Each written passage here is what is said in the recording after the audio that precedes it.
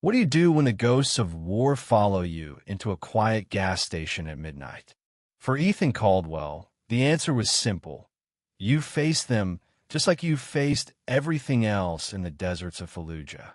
The bell above the door jingled, a sharp chime cutting through the hum of fluorescent lights. Ethan, leaning against the counter, glanced up from the worn paperback he was reading. His hands, calloused from years of gripping rifles, tensed instinctively.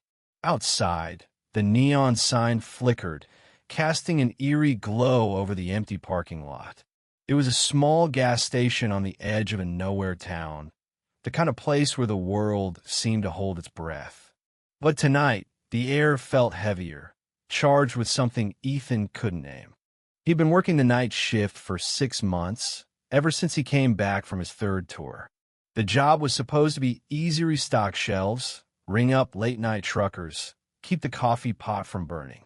It was a far cry from the chaos of war, but the silence here had its own weight. Ethan didn't talk much about his past, not to the locals who came in for cigarettes or the kids buying energy drinks. They saw a tall man with a buzz cut and a quiet stare, someone who blended into the background.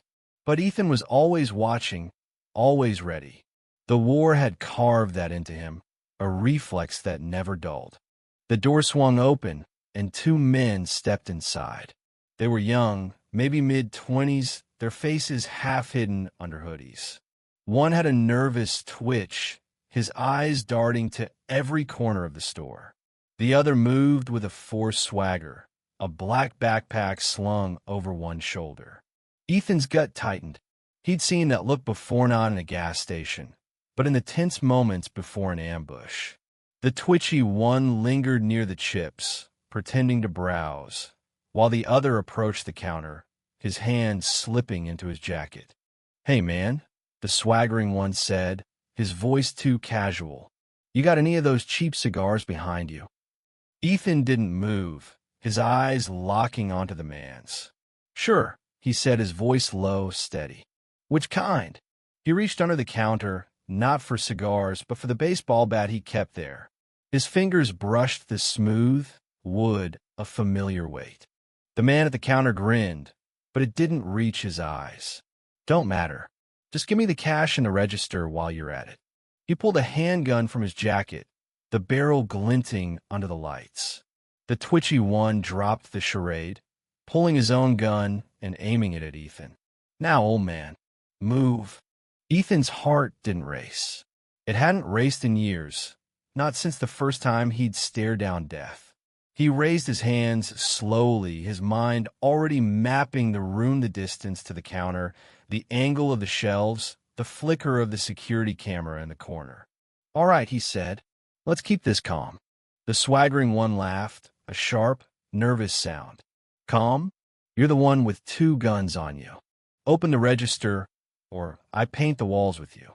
Ethan's eyes flicked to the twitchy one, who was shifting his weight, his grip on the gun unsteady. Amateurs, he thought. Dangerous, but sloppy. He opened the register, the drawer sliding out with a metallic clank. "Take it," he said, stepping back. "All yours." But then the bell jingled again, and everything changed. A girl, no older than 16, walked in, her headphones blasting music loud enough to hear from across the store.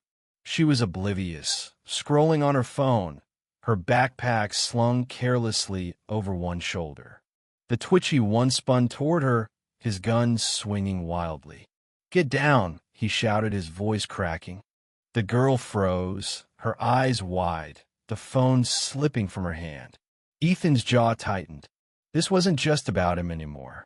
The war had taught him one thing above all: protect the innocent, no matter the cost. He saw the girl's fear, the same fear he'd seen in the eyes of children caught in crossfire half a world away. He couldn't let this spiral. "Hey," Ethan said, his voice cutting through the tension like a blade. "Leave her out of this. You want the money, it's right here." The swaggering one sneered. "Shut up, hero. You don't call the shots." But the twitchy one was unraveling, his gun shaking as he pointed it at the girl.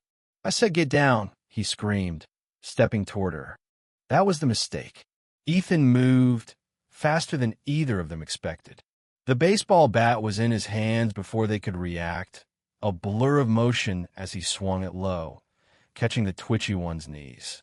The man crumpled, his gun clattering to the floor. Ethan was on him in an instant, pinning him with a knee to his chest, the bat pressed against his throat. "Drop it," he growled to the other, who was still aiming his gun, his eyes wide with shock. "You're crazy," the swaggering one stammered, but his bravado was gone. Ethan's stare was unrelenting, a predator's calm. "You don't know who you're messing with," Ethan said, his voice barely above a whisper. "But I know exactly who you are. Drop it, or you're next."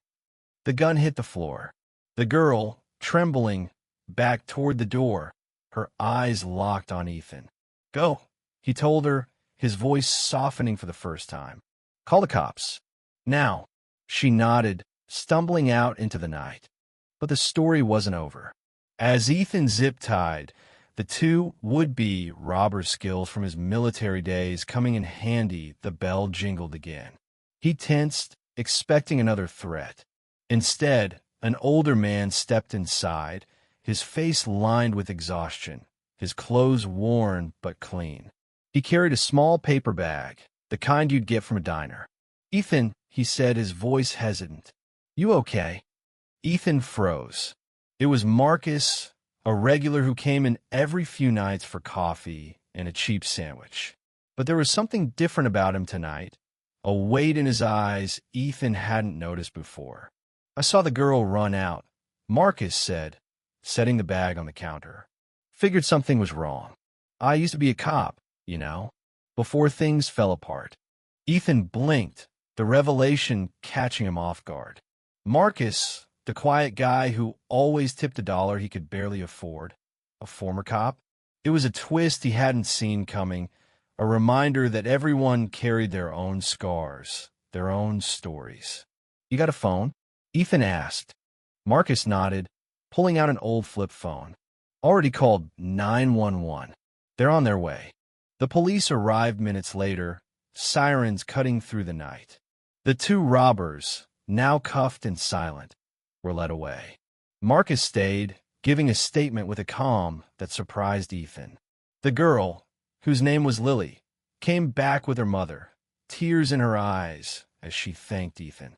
"I thought I was done for," she whispered. "You saved me." Ethan didn't know how to respond. He wasn't a hero, not anymore. He was just a man trying to keep the darkness at bay, one night at a time. As the police left and the station grew quiet again, Marcus slid the paper bag toward him. "Got you a burger," he said. "Figure you earned it." Ethan managed a small smile, the first in hours. He didn't talk about the war, didn't talk about the lives he'd saved or the ones he couldn't. But tonight, in this nowhere gas station, he'd made a difference. Maybe that was enough. As he locked up at dawn, the neon sign still flickering, Ethan felt the weight of the night lift, just a little.